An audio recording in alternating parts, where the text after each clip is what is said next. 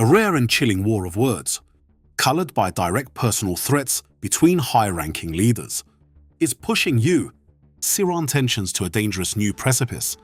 This is no longer just a dispute over centrifuges or regional proxies. It has devolved into a direct confrontation between the men at the helm. In an environment where every syllable is a potential trigger for war, the political atmosphere in the Middle East has reached a boiling point. In the first weeks of March 2026, a senior Iranian security official issued a stark warning to President Donald Trump, telling him to be careful, a thinly veiled implication that he could become a high-value target if Washington continues to escalate its maximum pressure campaign against Tehran. This was a direct retaliatory strike in the rhetorical arena.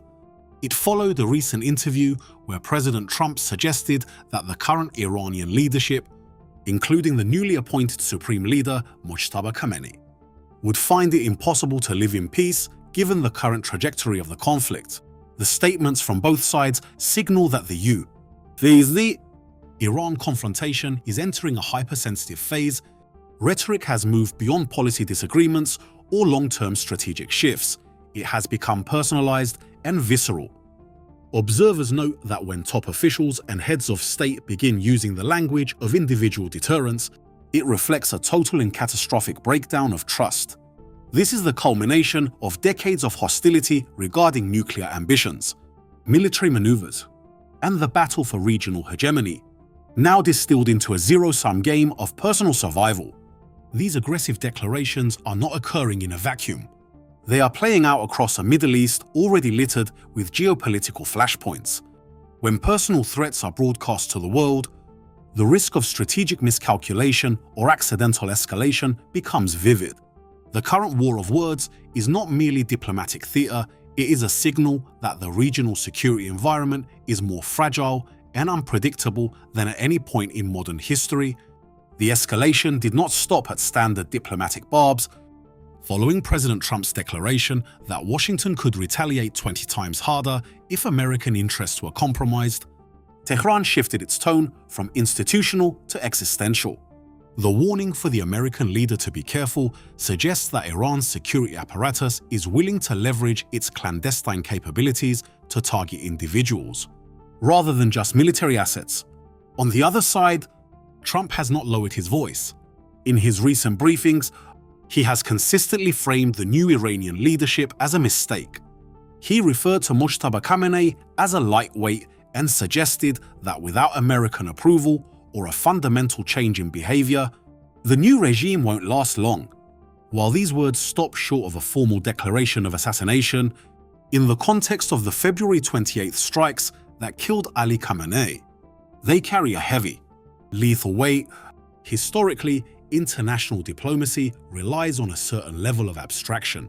Countries criticize regimes or administrations, but when the rhetoric names individuals, it triggers a different psychological response. It becomes about honor, individual deterrence, and domestic messaging.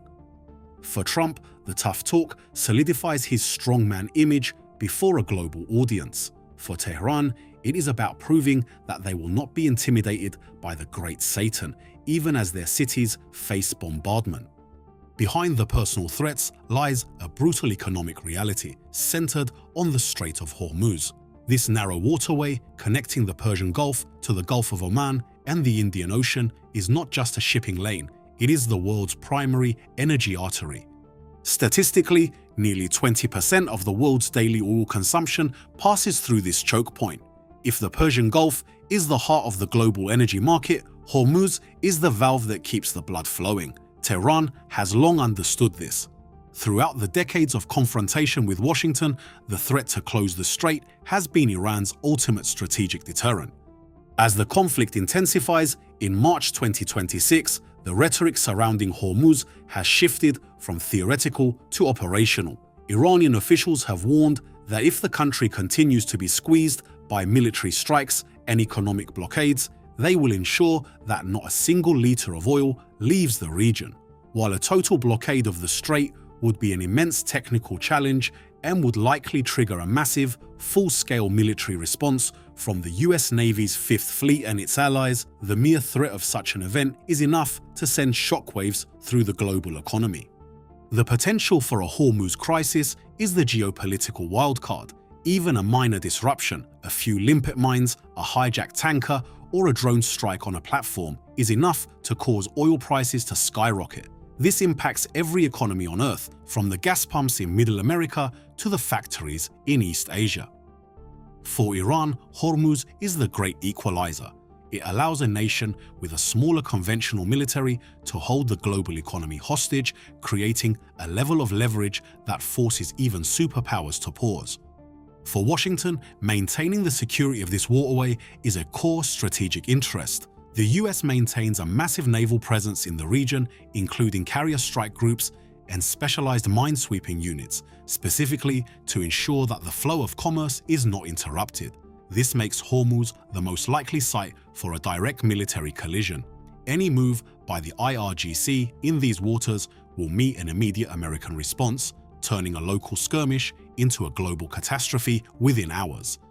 To understand why the rhetoric has become so personalized, we must look at the man at the center of the storm, Mojtaba Khamenei.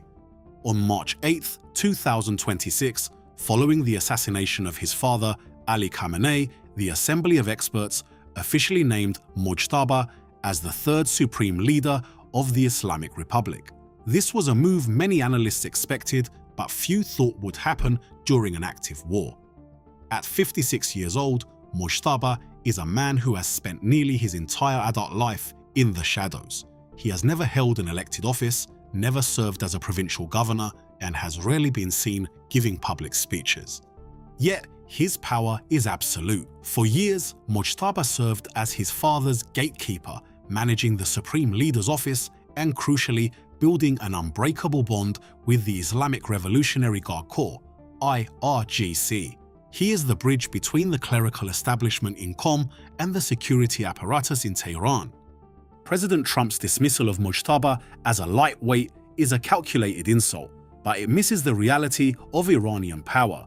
Mojtaba's legitimacy does not come from his religious standing. He holds the rank of Hujjatul Islam, not Ayatollah, but from his lineage and his command over the deep state. His appointment signals that the Iranian elite has chosen wartime continuity over political reform. By keeping power within the Khamenei family, the regime is signaling to the world that the revolution will not break, even under the weight of US and Israeli bombs. However, Mojtaba faces a daunting challenge. He is the first leader in the history of the Republic to inherit the throne through what many critics call dynastic succession, a concept the 1979 revolution was supposed to destroy. He must now prove his worth not through theological debate, but through his ability to navigate a war with a superpower.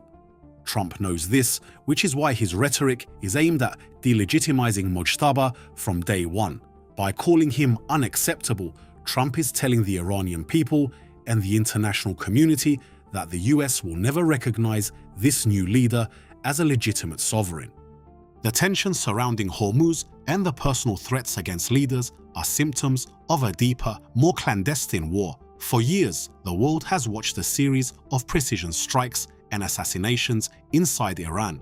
While these are often attributed to Mossad, Israel's intelligence agency, recent geopolitical shifts suggest a level of coordination with the CIA that has never been seen before. This intelligence duopoly is designed to decapitate the Iranian leadership without the need for a full-scale ground invasion.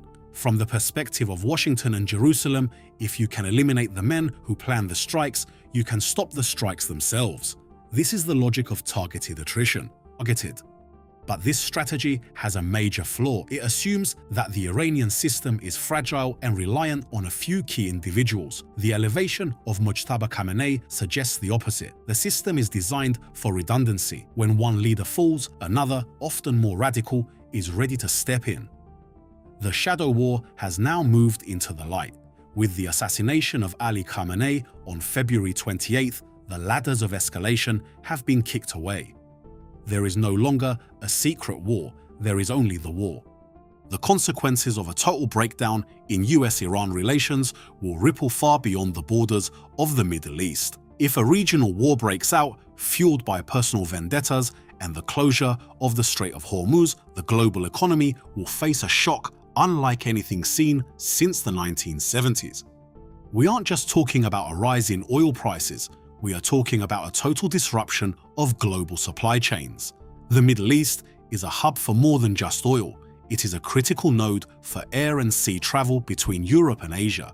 A war in the Persian Gulf would necessitate the rerouting of thousands of flights and shipping vessels, adding weeks to delivery times and billions to transportation costs. Furthermore, a full-scale conflict would trigger a humanitarian disaster. We would see mass migrations, the destabilization of neighboring states like Iraq and Lebanon, and the potential for a renewed surge in global terrorism as proxy groups are unleashed by a cornered Iranian regime. Both Washington and Tehran understand these stakes.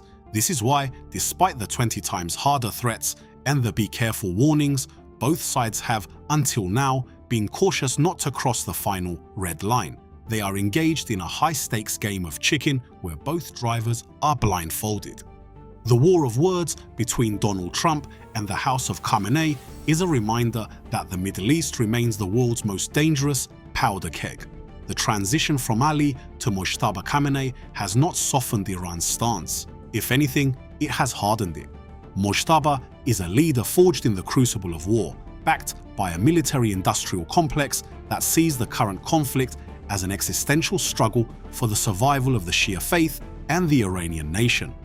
As we move deeper into March 2026, the question is no longer, will there be a conflict, but how far will it go? If the personal threats continue to escalate, and if the artery of Hormuz is severed, the world may find itself in a war that no one truly wanted, but everyone helped create. The boundary between a diplomatic standoff and a global catastrophe has never been thinner. In the desert, where words carry the weight of missiles, the next statement from the White House or the Supreme Leader's office could be the one that finally lights the fuse. Thank you for watching this detailed geopolitical breakdown. The rise of Mojtaba Khamenei and the personal nature of the US-Iran conflict are changing the rules of global engagement. Do you think the personal deterrence strategy will work, or is it making a regional war inevitable? Let us know your thoughts in the comments below. Don't forget to like and subscribe to stay updated on the most critical developments in the 2026 crisis.